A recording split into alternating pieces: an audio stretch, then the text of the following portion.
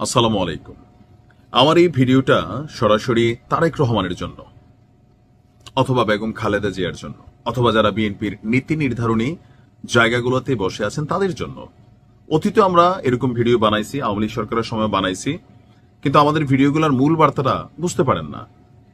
আওয়ামী লীগ থেকে উদাহরণটা দিই। এই যে এখন আওয়ামী লীগের দুঃসময় চলছে, এই দলটির একদম যদি আমরা তিনটা ভাগ করি, প্রথম সারির নেতা, দ্বিতীয় সারির নেতা, তৃতীয় সারির নেতা, মাঠ পর্যায়ে প্রথম সারির সব নেতা পলাতক, এমপি মন্ত্রী যা আছে সব পলাতক, যারা গ্রেপ্তার হয়েছে তারা জেলে। দ্বিতীয় সারিদের মধ্যেও 70% নেতা কিন্তু কম বেশি তারা পলাতক অথবা আত্মগোপনে আছেন। তৃতীয় সারির যে নেতা কর্মী যারা রুট লেভেলে, যে আপনি দেখেন ঝটিকা মিছিলে আসতেছে, তারা জানে গ্রেপ্তার হবে, মামলা হবে, তারপরও আসতেছে। এখন আপনি বলবেন টাকার বিনিময়ে আসতেছে, তো আসতেছে। এই তৃতীয় শ্রেণীটাই হচ্ছে দলের শক্তি, তারা দলকে টিকাই রাখে। আর প্রথম শ্রেণী বিদেশ থাকে, দ্বিতীয় শ্রেণী আত্মগোপনে থাকে, দেশের বাহির থেকে অথবা অনলাইনে রাজনীতিটাকে ব্যালেন্স করে। তো অতীতে বিএনপির বেলায় কিন্তু এটা ছিল। এখন তারেক রহমানের সাথে যেটা হয়েছে, তখন আওয়ামী লীগ ক্ষমতায় ছিল, তখন তিনি দেশে আসতে পারেন নাই, তার বিরুদ্ধে অনেকগুলো মামলা ছিল, আসলে জেলে দিত, এটাও নির্ঘাত বাস্তবতা, তাই না? কিন্তু এরপরেও বিএনপির যে সকল নেতাকর্মীরা, আজকে আওয়ামী লীগের যে সকল নেতাকর্মীরা তৃণমূল পর্যায়ে বিভিন্ন মিটিং মিছিলে যাচ্ছেন, কর্মকাণ্ড করতেছেন নেতাদের জন্য, বিএনপির মধ্যে কি এরকম একটা টিম ছিল না? ছিল। যখন বিএনপির ক্ষমতায় আসার সুযোগ হইল 5ই আগস্টের পরে, এই যে নেতাকর্মীরা যারা 17 বছর যাবৎ মামলা, হামলা, দলীয় কর্মকাণ্ডে বা লোকালি সর্বোচ্চটা দিল, সর্বোচ্চটা করল, আশা করছিল যে দল ক্ষমতায় আসলে মূল্যায়ন হবে, তাদের মূল্যায়ন কতটুকু হচ্ছে। আজকে আমি আপনাদের সাথে একজনকে পরিচয় করিয়ে দিচ্ছি। ঠাকুরগাঁও সদর উপজেলার জগন্নাথপুর ইউনিয়ন স্বেচ্ছাসেবক দলের সাধারণ সম্পাদক। এই পদ থেকে পদত্যাগ করেছে মোহাম্মদ তুষার আলী। দলের সঠিক মূল্যায়ন না পাওয়ার ক্ষোভ প্রকাশ করে তিনি দুধ দিয়া গোসল কইরা বিএনপির রাজনীতি ছাড়ার ঘোষণা দিয়েছেন। আপনি এটা হালকা ধরার সুযোগ নেই। এরকম তুষার আলী এই মুহূর্তে সারা বাংলাদেশে বিএনপির মধ্যে হাজার হাজার তৈরি হয়ে আছে। শুধু সবাই প্রকাশ্যে এসা দুধ দিয়া গোসল কইরা রাজনীতিটা ছাড়তেছে না, কিন্তু অন্তরে ছেড়া দিছে। আওয়ামী লীগের পতনের পিছনেও এইরকম তুষার আলীরা ছিল, যারা দল ক্ষমতায় ছিল, দলের জন্য কাজ করছে, কিন্তু মূল্যায়ন পায় নাই। বরঞ্চ হাইব্রিড, টাকাওয়ালা, পেশিওয়ালা বা সিস্টেমিকলি এখানে অনেক লোক কানেক্টেড হয়েছে, তাদের অন্তর একটা ক্ষোভ ছিল যে এত কিছু করলাম, আমরা এখানে পাচ্ছি না। উইরা এসা জুড়া বসা মানুষগুলো পোস্ট নিয়ে নিচ্ছে, অমুকের ভাতিজা, তমুকের অমুক। এগুলোই তো হয়, নেতার ছেলেই তো নেতা হয়। আমাদের বাংলাদেশে জামাত ইসলাম ছাড়া, জামাত ইসলামের মধ্যেও হয়তো 100-2 একটা পাবেন, আমি এই কথা সবসময় বলি, কিন্তু আওয়ামী লীগ, বিএনপি, জাতীয় পার্টির মধ্যে নেতার ছেলেই নেতা হয় অথবা নেতার মেয়ে। এর বাহিরে লোকাল এলাকাতে যারাই রাজনীতি করবেন ওনাদের দাবিদারি করতে হবে। এর বাহিরে কিন্তু সহজে পরিবর্তন হয় না, খুব রেয়ার। এটা বাংলাদেশের বাস্তবতা। তো সেই ক্ষেত্রে বাকি যারা রাজনীতি করে তাদের ভবিষ্যৎ কি থাকে? এই তুষার আলীর ক্ষোভটা কি দেখেন। সদর উপজেলার জগন্নাথপুর ইউনিয়নের খোঁচাবাড়ি এলাকায় নিজের দোকানের সামনে সেই গোসল করছে। তার বক্তব্য, তুষার আলী সদর উপজেলার জগন্নাথপুর ইউনিয়নের 7 নম্বর ওয়ার্ডের স্বেচ্ছাসেবক দলের সাধারণ সম্পাদকের দায়িত্ব ছিলেন। দীর্ঘ সময় দলের জন্য কাজ করেছেন, রাজনৈতিক হয়রানি হয়েছেন, কিন্তু তাকে এখন এসে কোনো প্রকার মূল্যায়ন করা হয়নি। তো এই যে মূল্যায়ন করা হয়নি, শুধুমাত্র কি তুষার, এই মুহূর্তে বিএনপিতে লক্ষ লক্ষ নেতাকর্মী তারা দাবি করছে প্রতিদিন যে তাদের মূল্যায়ন হচ্ছে না। তাহলে মূল্যায়নটা কাদের হচ্ছে? অধিকাংশ জায়গায় উড়ে এসে জুড়ে বসা, অথবা ধরেন জোটের ইস্যুটা একটা আছে।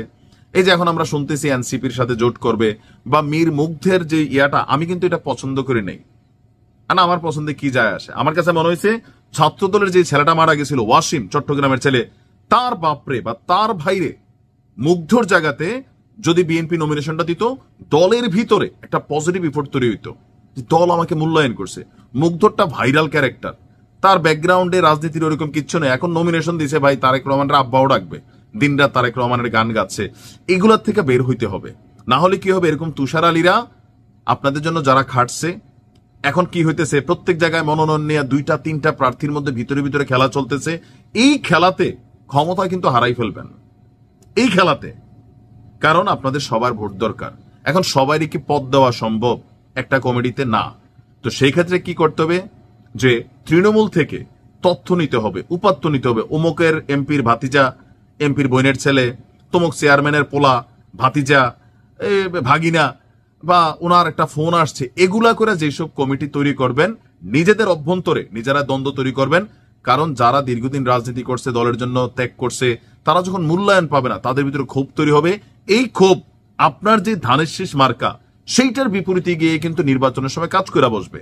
আর এতে কি হবে? ক্ষমতায় যাওয়ার স্বপ্ন শেষ হয়ে যাবে। আমার এই কথাগুলা শুধুমাত্র বিএনপি একটা দলের জন্য না, আওয়ামী লীগ, জাতীয় পার্টি, জামাত ইসলামের হিসাবটা আলাদা, তাদের সিস্টেমটা আসলে আলাদা।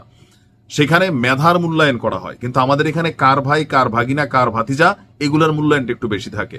সো একজন তুষার আলীর গল্প দেখা, এই মনোনয়ন ঘোষণার পর সারা বাংলাদেশের চিত্র দেখা একটা আইডিয়া তো হওয়া উচিত যে এবারে নির্বাচনটা খুব সাধারণ নির্বাচন হতে যাচ্ছে না। জামাত অতীতের যে কোনো তুলনায় যথেষ্ট শক্ত। ইভেন আওয়ামী লীগ এসেতেও আওয়ামী লীগ জামাতের প্রতি একটু সিম্পেথি, উপরে উপরে যা হোক ভিতরের হিসাবটা আলাদা। কারণ লোকালি যারা আওয়ামী লীগের নেতাকর্মী ছিলেন, তাদেরকে জামাত ওই লেভেলে ডিস্টার্ব করে নাই যতটা বিএনপির দ্বারা হয়েছে। এটা কিন্তু বাস্তবতা। অনেক জায়গায়, আবার অনেক জায়গায় মিলমিশ আছে। আমাদের এলাকায় আলহামদুলিল্লাহ এই ঝামেলাগুলো কম আছে, কিন্তু অনেক এলাকায় এটা হয়েছে।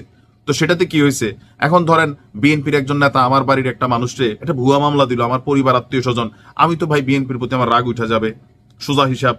যার পরিবারের সাথে ঘটনা ঘটবে তার রাগ উঠবে, তখন কি হবে? ভোটটা দিয়ে কিসে দিয়ে দিবে? জামাতের লোক হলে জামাতরেই দিবে, আওয়ামী লীগের লোক হলে জামাতরে দিব। সে কোনো দলই করে না, কিন্তু ধরেন টাকা পয়সা খাওয়ার জন্য মামলা বাণিজ্য চলছে না। তো এগুলা হইলো, এটাতে কি হচ্ছে? আপনাদের কিন্তু এগুলো ওয়াইডলি থট করতে হবে, ওয়াইডলি। আর নয়তো তারেক রহমান যদি এই বিষয়গুলোকে হালকা ভাবে নেন, যে আরে ধুর কি হয়েছে, বা এটা একটা নিউজ হইলো নাকি। কিন্তু আমি এই নিউজটা দেয়া যারা বিএনপির বিভিন্ন পর্যায়ের কমিটিগুলা করছেন, আপনাদের উচিত আপনাদের যারা ত্যাগী নেতা কর্মী ছিল তাদেরকে মূল্যায়ন করুন। টাকা থাক না থাক, দলের দুর্দিনে কাজে লাগবে। আওয়ামী লীগ এই কাজটা করতে পারে নাই, আওয়ামী লীগ তৃণমূল থেকে হারাই গেছিল। এখন দেখেন দিন রাত সেই তৃণমূলে কিন্তু আওয়ামী লীগরে বাসাই রাখছে, বা মিনিমাম লেভেলে আওয়ামী লীগ যে দেশে আছে, কারা রাজপথে নামতেছে?